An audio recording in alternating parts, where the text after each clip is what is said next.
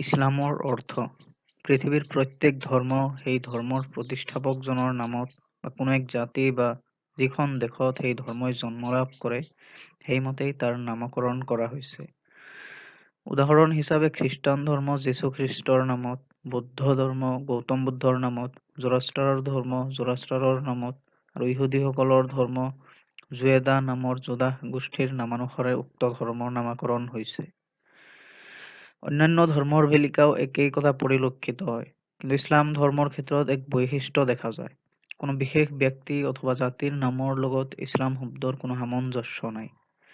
ই কোনো মানৱ মস্তিষ্ক উদ্ভূত ধৰ্ম নহয় আৰু কোনো এক বিশেষ গোষ্ঠীৰ মাজতো ই সীমাবদ্ধ নহয়। ই এক বিশ্বজনীন ধৰ্ম। এই ধৰ্মৰ মূল লক্ষ্য হৈছে মানুহৰ মাজত ইছলামৰ গুণৰাজি প্ৰতিভাত কৰি তোলা। প্ৰকৃতাৰ্থত ক'বলৈ হ'লে ইছলাম এক গুণবিশিষ্ট উপাধি। যাৰ লগত এই গুণ আছে তেওঁ যিকোনো জাতি, গোষ্ঠী, দেশ আৰু গোত্ৰৰে নহওক লাগে তেওঁ এজন মুছলমান। পবিত্ৰ কোৰআন শ্বৰীফৰ মতেও প্ৰত্যেক যুগৰ মানুহৰ ভিতৰত কিছুমান সৎ লোকৰ গাত এনে গুণ আছে, এনে গুণবিশিষ্টসকলেই মুছলমান। তেওঁলোক অতীত কালতো মুছলমান হৈ আছিল আৰু এতিয়াও তেওঁলোক মুছলমান হৈয়ে আছে।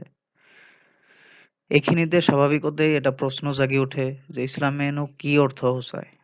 মুছলমানেই বা কোনজন? ইছলাম শব্দৰ তাৎপৰ্য।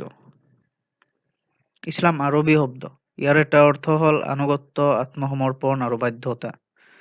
ধৰ্ম হিচাপে আল্লাহৰ প্ৰতি সম্পূৰ্ণ আনুগত্য আৰু বাধ্যতা স্বীকাৰ কৰাকে ইছলাম শব্দৰ অৰ্থ সূচায়। ইছলাম শব্দৰ আনটো অৰ্থ হ'ল শান্তি। পৰম কৰোণাময় আল্লাহ তাআলাৰ ওচৰত আত্মসমৰ্পণ আৰু বাধ্যতা স্বীকাৰ কৰিলেহে মানসিক আৰু শাৰীৰিকভাৱে শান্তি লাভ কৰিব পাৰি। প্ৰকৃতপক্ষে এনে পৰিৱেশত সমাজত শান্তি স্থাপন কৰিব পাৰে। ইছলামৰ প্ৰকৃতি। আমি সকলোৱে দেখিছোঁ যে আমি বাস কৰা এই বিশ্বব্ৰহ্মাণ্ডখন এক সুশৃংখল ব্ৰহ্মাণ্ড। যিবিলাক উপাদানেৰে ব্ৰহ্মাণ্ডখন গঠিত হৈছে সেই সকলোবোৰতে এটা নিৰ্ধাৰিত বিধি আৰু শৃংখলা বৰ্তমান। চন্দ্ৰ, সূৰ্য, তৰা সকলোৱে এক অপৰিৱৰ্তনীয় বিধান মানি চলিছে।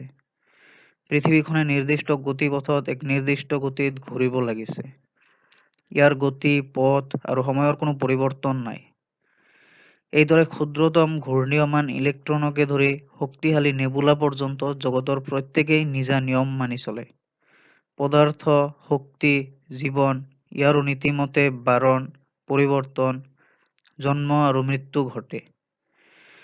মানুহৰ অৱস্থা লক্ষ্য কৰিলে দেখা যায় ইও এক বিশেষ প্ৰাকৃতিক নিয়মৰ অধীন। এটা নিৰ্দিষ্ট জীৱতাত্ত্বিক বিধান অনুযায়ী মানুহৰ বাৰণ আৰু জীৱন পৰিচালিত হয়। অপৰিৱৰ্তনীয় বিধিমতে মানুহে প্ৰকৃতিৰ খাদ্য সামগ্ৰী আহৰণ কৰে। মানৱ শৰীৰৰ মাখি ছালৰ পৰা আৰম্ভ কৰি হৃৎপিণ্ড, মস্তিষ্ক আদি সকলো অংগ প্ৰত্যংগবিলাকে একে পদ্ধতিৰে নিৰ্ধাৰিত কাম কৰি গৈছে। চমুকৈ ক'বলৈ হ'লে আমাৰ এই বিশ্বব্ৰহ্মাণ্ডখন নীতি নিয়মাধীন আৰু ইয়াৰ প্ৰত্যেকটো বস্তুৱেই একেটা নিৰ্ধাৰিত পদ্ধতিত পৰিচালিত হয়। এই শক্তিশালী আৰু সৰ্বব্যাপী যি নীতি নিয়ম বিশ্বব্ৰহ্মাণ্ডৰ ক্ষুদ্ৰতম ধূলিকণাৰ পৰা আৰম্ভ কৰি আকাশত জ্বলি থকা মনোমোহা চঞ্চল তৰা পৰ্যন্ত এই সকলোবিলাকতে আল্লাহৰ কানুন বিৰাজমান। তেওঁৱেই হৈছে এই জগতৰ শাসক আৰু সৃষ্টিকৰ্তা। সমগ্ৰ সৃষ্টি আৰু সৃষ্টিৰ প্ৰতিটো পদাৰ্থই বিধানকৰ্তাৰ আনুগত্য স্বীকাৰ কৰে আৰু সকলোৱে মানি চলে তেওঁৰ দ্বাৰাই পৰিচালিত নীতি নিয়ম। ইতিপূৰ্বে কৈ অহা মতে সমগ্ৰ পৃথিৱীৰ গৰাকী আল্লাহ তাআলাৰ আনুগত্য আৰু আত্মসমৰ্পণৰ নামেই হ'ল ইছলাম। সেইফালৰ পৰা চাবলৈ হ'লে সমগ্ৰ সৃষ্টিৰ ধৰ্মই হৈছে ইছলাম। চন্দ্ৰ, সূৰ্য, তৰা, লতা, বায়ু, পানী, পাহাৰ, পৰ্বত, জীৱজগত সকলো মুছলিম। আনকি যি মানুহে সৃষ্টিকৰ্তাক বিশ্বাস কৰিব নোখোজে, অস্বীকাৰ কৰে, যি এক আল্লাহৰ বাহিৰে আনক পূজা কৰে, স্বভাৱ প্ৰকৃতিৰ ফালৰ পৰা তেওঁলোকো মুছলমান। কাৰণ তেওঁৰ জন্ম, জীৱন, মৃত্যু আল্লাহৰ বিধানৰ অন্তৰ্ভুক্ত। তেওঁৰ প্ৰতিটো অংগ প্ৰত্যংগই দেহৰ প্ৰতিটো অণুৱেই ইছলাম মানি চলে। কাৰণ তেওঁৰ সৃষ্টি, বৃদ্ধি আৰু গতি আল্লাহে দিয়া নিয়মৰেই অধীন। অজ্ঞতাবশতঃ যি জিভাৰে শিৰ্ক আৰু কুফৰিৰ কথা কৈছে, প্ৰকৃতিৰ দিশৰ পৰা তেওঁ মুছলমান। যিজনে আল্লাহৰ বাহিৰে আনৰ ওচৰত শিৰ অৱনত কৰিছে, তেওঁ জন্মগতভাৱেই মুছলমান। কোনো সভ্যতাৰ প্ৰভাৱত, জ্ঞানৰ অভাৱত তেওঁ অন্তৰত হয়তো অন্য কাৰোবাৰ প্ৰতি আনুগত্য আৰু প্ৰেম পোষণ কৰে, কিন্তু সহজাত প্ৰবৃত্তি অনুসৰি সেইজনো মুছলমান। তেওঁলোক সকলোৱে আল্লাহৰ নিয়মৰ অনুগত আৰু তেওঁলোকৰ সকলো কাম পৰিচালিত হৈছে এই নিয়ম অনুসৰণ কৰি। আন এটা দৃষ্টিকোণৰ পৰা বিবেচনা কৰি চালে দেখা যায় যে প্ৰকৃতিৰ লীলা-খেলাৰ মাজত দুটা দিশৰ পৰা মানুহৰ অস্তিত্ব আছে। ইহাতে মানুহ অন্যান্য সৃষ্টিৰ দৰেই জীৱ-জগতৰ নিৰ্দিষ্ট নিয়মৰ অন্তৰ্ভুক্ত।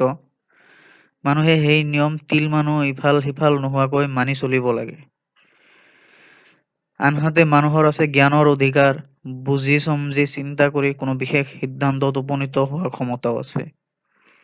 নিজৰ বিবেচনা অনুযায়ী তেওঁ কোনো মত মানি চলে, আকৌ কোনো বিশেষ মত তেওঁ নামানে। তেওঁ জীৱনৰ যিকোনো পদ্ধতিকে স্বাধীনভাৱে নিৰ্বাচন কৰি ল'ব পাৰে।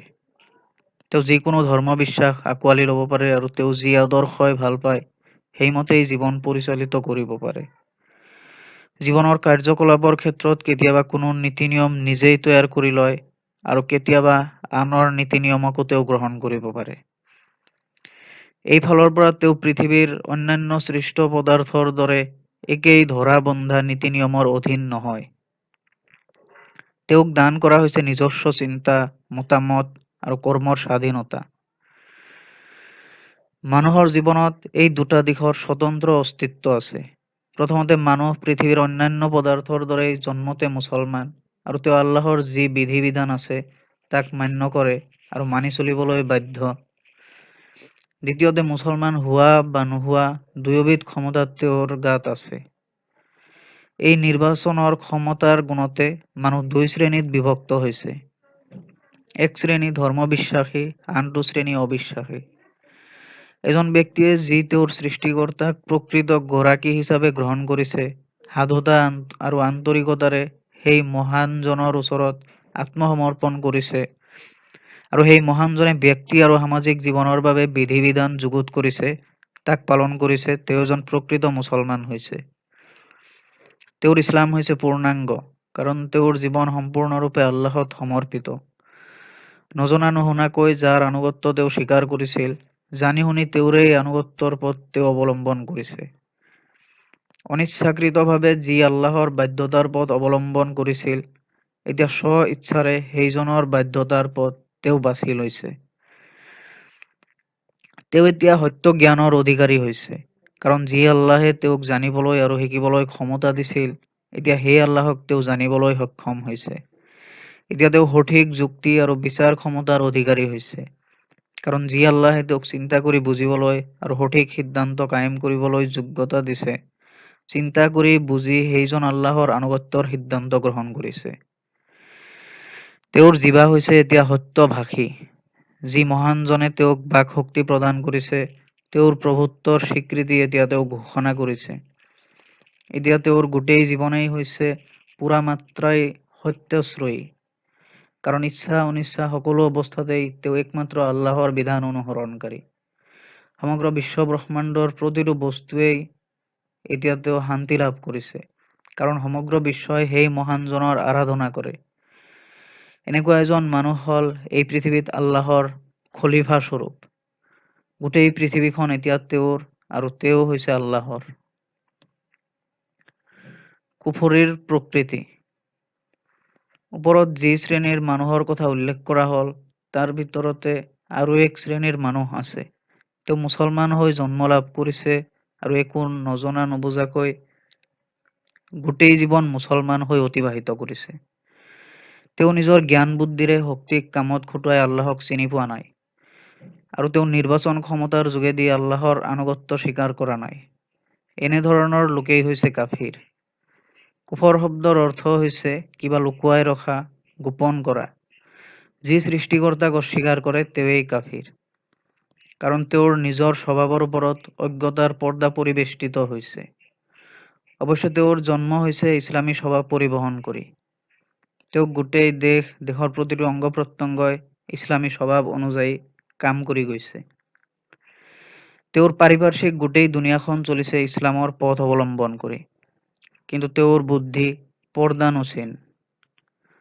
গোটেই পৃথিৱী তেওঁৰ সহজাত প্ৰকৃতি দৃষ্টিৰ পৰা আঁতৰি গৈছে। তেওঁৰ সেই প্ৰকৃতিৰ বিপৰীত চিন্তা কৰিছে আৰু সদায় বিপৰীতমুখী হৈ চলিবলৈ চেষ্টা কৰিছে। কুফৰ হৈছে এক প্ৰকাৰ মূৰ্খামি। মানুহে আল্লাহক নিচিনি, সৃষ্টিকৰ্তাক নিচিনি, সমগ্ৰ বিশ্বৰ প্ৰভুক চিনি নাপাই অজ্ঞ হৈ থাকিলে তাতকৈ ডাঙৰ মূৰ্খামি আৰু কি হ'ব পাৰে? মানুহে চকুৰ আগত দিন-ৰাতিয়ে চলি থকা দেখিছে, সৃষ্টিৰ বিৰাট কাৰখানা, অথচ তেওঁ নাজানে যে এই স্ৰষ্টা বা চালক কোন?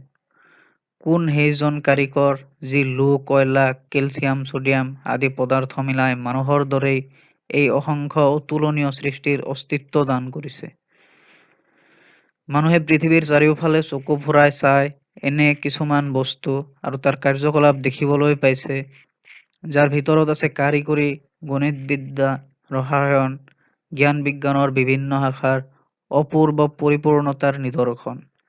কিন্তু তেওঁ নাজানে সৃষ্টিৰ এই সকলোবিলাক কাৰ্যকলাপ অসাধাৰণ সীমাহীন জ্ঞানেৰে পুষ্ট কি শক্তিয়ে বা কোন সত্তাই ইয়াক পৰিচালনা কৰিছে।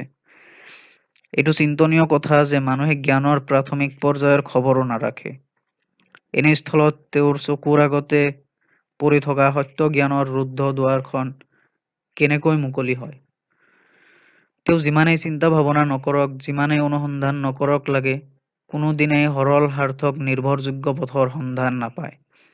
কাৰণ তেওঁৰ সকলো যন্ত্ৰৰ আৰম্ভণি আৰু সামৰণিৰ কেওটা স্তৰ অজ্ঞতাৰ তিমিৰ অন্ধকাৰেৰে আচ্ছন্ন।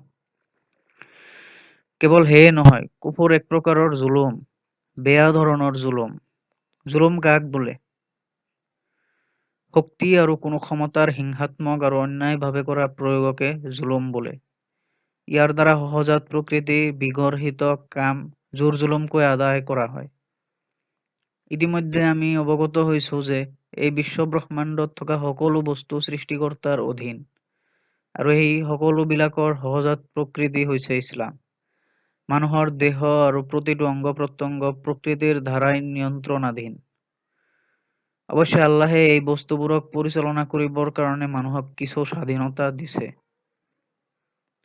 কিন্তু প্ৰত্যেকৰে সহজাত প্ৰকৃতিৰ দাবী এয়ে যেন আল্লাহৰ ইচ্ছানুসাৰি তাক কামত লগোৱা হয়। উল্লেখ্য যে যি কুফৰি কৰিছে তেনেলোকে প্ৰকৃতি বিৰুদ্ধ কামত সেই বস্তুবোৰ লগায়। তেওঁ নিজৰ অন্তৰত আনৰ শ্ৰেষ্ঠত্ব, প্ৰেম আৰু ভীতি পোষণ কৰিছে। অথচ তেওঁৰ অন্তৰৰ প্ৰকৃতিয়ে দাবী কৰিছে যাতে তেওঁৰ অন্তৰে একমাত্ৰ আল্লাহৰ শ্ৰেষ্ঠত্ব, প্ৰেম আৰু ভীতি পোষণ কৰে। তেওঁ তেওঁৰ অংগ-প্ৰত্যংগ আৰু তেওঁৰ আধিপত্যৰ অধীনত থকা সকলোবিলাক বস্তুকে আল্লাহৰ ইচ্ছা বিৰুদ্ধ উদ্দেশ্য সাধনত নিয়োগ কৰিছে। অথচ সেইবিলাক প্ৰকৃতিৰ দাবী হৈছে সিহঁতৰ দ্বাৰা যাতে আল্লাহৰ কানুন মতে কাম আদায় কৰা হয়। এইদৰে যি লোকে জীৱনৰ প্ৰতি মুহূৰ্ততে প্ৰত্যেক বস্তুৰ ওপৰত এনেকে নিজ দেহৰ ওপৰতো ক্ৰমাৎ জুলুম কৰি গৈছে, তেওঁতকৈ আৰু সাংঘাতিক অত্যাচাৰী জালিম কোন হ'ব পাৰে? কুফৰি কেৱল জুলুমেই নহয়, ই বিদ্ৰোহ, অকৃতজ্ঞতা আৰু নিমখ হাৰামিও সূচায়। তেনেহলেনো মানুহৰ নিজা বুলিবলৈ কি থাকিল? তেওঁৰ কি ক্ষমতা আৰু কৰ্তৃত্ব আছে? তেওঁৰ মন, হৃদয়, আত্মা আৰু শৰীৰৰ অন্যান্য অংগ-প্ৰত্যংগবিলাকৰ নিজেই স্ৰষ্টা নে? নে সেইবিলাকৰ সৃজন কৰোঁতা আল্লাহ? তেওঁৰ চাৰিওফালে থকা বিবিধ বস্তুৰ সৃজন কৰোঁতা মানুহ নে আল্লাহ? এই পৃথিৱীৰ যিবিলাক বস্তু মানুহৰ কাৰণে প্ৰয়োজনীয় আৰু কাৰ্যকৰী কৰি তৈয়াৰ কৰা হৈছে আৰু মানুহক সেই বস্তুবিলাক কামত লগাবলৈ শক্তি দান কৰা যি ব্যৱস্থা নিৰ্ধাৰিত হৈছে সেয়া মানুহৰ নিজৰ নে আল্লাহৰ? যদি সকলোবিলাক বস্তুৱেই কেৱল আল্লাহ আৰু আল্লাহৰ দ্বাৰাই সৃষ্ট, তেনেহলে সেই বস্তুবিলাক প্ৰকৃততে কাৰ? সিহঁতৰ প্ৰকৃত গৰাকী কোন? সিহঁতৰ সাৰ্বভৌম স্বত্বাধিকাৰী কোন? নিশ্চয় সেইজন আল্লাহৰ বাহিৰে আন কোনো নহয়। যদি আল্লাহেই প্ৰকৃত স্ৰষ্টা, প্ৰকৃত গৰাকী আৰু সাৰ্বভৌম স্বত্বাধিকাৰী, তেনেহলে যিজনে আল্লাহই দিয়া মস্তিষ্ককে লৈ আল্লাহৰ ইচ্ছাৰ বিপৰীত চিন্তা কৰাৰ সুবিধা আদায় কৰিবলৈ বিচাৰে, তেওঁতকৈ সাংঘাতিক বিদ্ৰোহী আৰু কোন হ'ব পাৰে? আল্লাহই তেওঁক দান কৰা চকু, জিভা, হাত, ভৰি আদি সকলোবোৰকে তেওঁৰ ব্যৱহাৰ কৰিছে আল্লাহৰ পছন্দ আৰু মৰ্জিৰ বিৰোধী কামত। কোনো ভৃত্যই যদি তেওঁৰ গৰাকীক বিশ্বাসঘাতকতা কৰে, তেনেহলে তেওঁক সকলোৱে অবিশ্বাসী বুলি ক'ব। যদি কোনো চৰকাৰী চাকৰিয়ালে চৰকাৰ বিৰোধী কামত লিপ্ত হয়, তেনে লোকক ৰাষ্ট্ৰ বিৰোধী বা বিদ্ৰোহী বোলা হয়। যদি কোনো লোকে তেওঁৰ উপকাৰী বন্ধুক প্ৰতাৰণা কৰে, তেওঁক বিনা দ্বিধাই অকৃতজ্ঞ বুলি গৰিহণা দিয়া হয়। অবিশ্বাসীজনে কুফৰিবশত কৰা বিশ্বাসঘাতকতা আৰু অকৃতজ্ঞতাৰ তুলনা নাই। সৰ্বশক্তি আৰু সৰ্বসত্বৰ ঘাইগুৰি উদ্ভূত হৈছে ক'ত? কোনে মানুহক এই পৃথিৱীত সঞ্চিত সামগ্ৰীসমূহৰ ওপৰত হুকুম চলাবলৈ অধিকাৰ দিলে? কোনে মানুহক সেই উচ্চ আসন প্ৰদান কৰিলে, যাৰ ফলত তেওঁ ক্ষমতা আৰু কৰ্তৃত্ব লাভ কৰিছে? মানুহৰ যি আছে আৰু যি শক্তি তেওঁ আনৰ উপকাৰৰ কাৰণে ব্যৱহাৰ কৰিছে, সেই সকলোবিলাক আল্লাহৰ দান আৰু অনুগ্ৰহ মাথোন। এই পৃথিৱীত মানুহৰ ওপৰত থকা ডাঙৰ বাধ্যবাধকতাৰ হক হৈছে মাক-বাপেকৰ প্ৰতি। কিন্তু কোনে সেই মাক-বাপেকৰ অন্তৰত সন্তানৰ প্ৰতি মৰম চেনেহৰ বীজ ৰোপণ কৰিছে? কোনে সেই মাতৃক ল'ৰা-ছোৱালী প্ৰতিপালন কৰিবৰ কাৰণে আহাৰ পানী যোগান দিবলৈ শক্তি দান কৰিছে? কোনে সেই পিতৃ-মাতৃৰ অন্তৰত সন্তানৰ মংগলৰ কাৰণে তেওঁৰ হাতত থকা যথা-সৰ্বস্ব খৰচ কৰিবলৈ অনুপ্ৰেৰণা যোগাইছে? সামান্য চিন্তা কৰিলেই এই কথা ফটফটীয়া হৈ পৰে যে আল্লাহেই হৈছে ইয়াৰ কাৰণ। তেওঁ মানুহৰ পৰম উপকাৰী। তেওঁৱেই সৃষ্টিৰ গৰাকী প্ৰতিপালক, অন্নদাতা আৰু সাৰ্বভৌম শাসক। যি আল্লাহ মানুহৰ প্ৰকৃত বাচ্চা, মহাপ্ৰভু। মানুহে যদি কুফৰিবশতঃ সেই মহানজনৰ প্ৰতি অবিশ্বাস পোষণ কৰে, তেওঁক আল্লাহ বুলি নামানে, তেওঁৰ দাসত্ব অস্বীকাৰ কৰে আৰু তেওঁৰ আনুগত্যৰ ফালে পিঠি দিয়ে, তেনেহলে তাতকৈ আৰু গুৰুতৰ বিদ্ৰোহ, অকৃতজ্ঞতা আৰু প্ৰবঞ্চনা কি হ'ব পাৰে? এই কথা ভবা অনুচিত যে কুফৰি কৰি মানুহে সৰ্বশক্তিমান আল্লাহৰ কিবা অনিষ্ট সাধন কৰিব পাৰে। ধনিষ্ঠ মানুহ নোৱাৰে। মানুহ এই বিশাল বিশ্বব্ৰহ্মাণ্ডৰ এটা সৰু বলৰ ক্ষুদ্ৰ এটা ছিদ্ৰস্বৰূপ। এনে স্থলত তেওঁ এই বিশ্বব্ৰহ্মাণ্ডৰ গৰাকীৰ কি অনিষ্ট সাধিব পাৰে? অতি শক্তিশালী টেলিস্কোপৰ সহায়েৰেও মানুহে তেওঁৰ বিপুল সাম্ৰাজ্যৰ চাৰিসীমা নিৰ্ণয় কৰিব নোৱাৰে। যিজন ইমান প্ৰবল প্ৰতাপশালী, যাৰ ইংগিতত চন্দ্ৰ, সূৰ্য, মংগল আৰু কোটি কোটি গ্ৰহ উপগ্ৰহ বলৰ নিচিনাকৈ চক্ৰাকাৰে ঘূৰিব লাগিছে, যি অফুৰন্ত সম্পদশালী, যাৰ সৃষ্টিৰ আধিপত্যত কোনো অংশীদাৰ নাই, যিজন বাচ্চা চূড়ান্ত ৰূপে আত্মনিৰ্ভৰশীল, মানুহৰ এনে কি অস্তিত্ব আছে যে তেওঁক মানি বা নামানি কিবা অনিষ্ট ঘটাব পাৰে? মানুহে বিদ্ৰোহ কৰি আল্লাহৰ কোনো ক্ষতি কৰিব নোৱাৰে। তেওঁৰ অবাধ্য হৈ মানুহে নিজেই নিজৰ ধ্বংসৰ পথ পোনাই লয়। কুফৰী আৰু অবাধ্যতাৰ অৱশ্যম্ভাৱী ফল হ'ল এয়ে যে ই মানুহৰ জীৱনৰ মূল আদৰ্শৰ বিফলতা সূচায়। এনেধৰণৰ মানুহে প্ৰকৃত জ্ঞানৰ পোহৰ কাহানিও বিচাৰি নাপায়। কাৰণ যি জ্ঞান তেওঁৰ স্ৰষ্টাৰ পৰিচয় দিব নোৱাৰে, তেওঁৰ কাৰণে যে কোনো বস্তুৱে আচল পৰিচয় লাভ কৰা অসম্ভৱ। তেওঁৰ বুদ্ধি যুক্তি সদায় ভুল পথেৰে চলে, কাৰণ তেওঁ তেওঁৰ স্ৰষ্টাৰ পৰিচয় লাভ কৰিবলৈ গৈ ভুল কৰে। মুঠতে তেওঁ কোনো বস্তুকে নিৰ্ভুলভাৱে বুজিব নোৱাৰে। এনে মানুহে জীৱনৰ প্ৰতিটো কামতে অকৃতকাৰ্য আৰু ব্যৰ্থতাৰ সন্মুখীন হয়।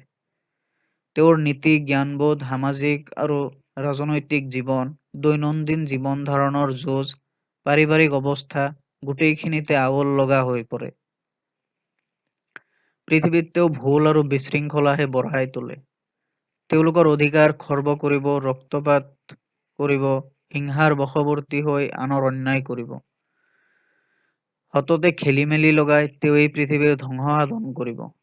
এনে লোকৰ বিপদগামী চিন্তাধাৰা, উচ্চাকাংক্ষা, সন্দিহান দৃষ্টিভংগী, অন্যায় অনাচাৰ, দুষ্কৃতি আদিয়ে নিজৰ জীৱনৰ লগত চৌপাশৰ পৰিৱেশ বিৰক্তিকৰ কৰি তোলে।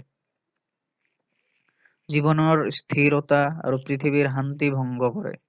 এই পৃথিৱীৰ পৰা বিদায় লৈ তেওঁ যেতিয়া আখিৰাতৰ পৃথিৱী পাবগৈ, তেতিয়া তেওঁ গোটেই জীৱনজুৰি যিবিলাক বস্তুৰ ওপৰত অত্যাচাৰ কৰিছিল, সেইবিলাকে তেওঁৰ বিৰুদ্ধে গোচৰ তৰিব।